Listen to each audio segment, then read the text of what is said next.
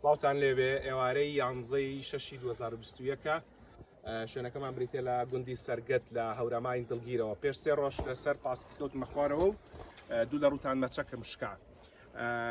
هەڵبەتە بۆ گەشتن بەم شوێنە ئاسان نییە، سەختە و کەمێک پێویستە بە شاخڕەوی هەیە، بەڵام منەوەم لەبیرە من مەچەکم شکاوە، دەستم شکاوە بەڵام قاچم نەشکاوە.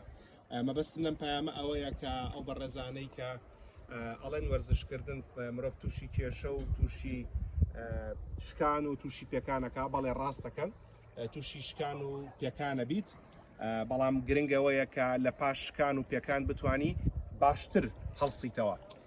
پشتیوان بەخوا بەردەوامی لە وەرزشکردن. سوپاس بۆ یار و نەیار و سوپاس بۆ خۆشەویستان و ئازیزان کە ئەحواڵیان پرسی و هەمیشە ویستویانە کە دڵنیا بن لە سەلامەتی و لەش ساغی و لە تەندروستیم. خۆیان بێت ئەمە نزیکەی 6 هەفتە بەدەستمەوە بێت و پاشەوە لێ یەکەمەوە. پەیامی کۆتاییم پەیامێکی زۆر پۆزتیڤە، ئەویش ئەوەیە کە لەگەڵ کەوتنە خواردنە پاسکیلەکە یەکەم جار مۆبایلەکەم شکا، اینجا دەستم شکا. هەڵبەتە ئەبێەوە بزانین مۆبایلەشکێ، دەستەشکێ، مەچەکەشکێ، گرنگەوەیە دڵ نەشکێ و مرۆڤ نەشکێ.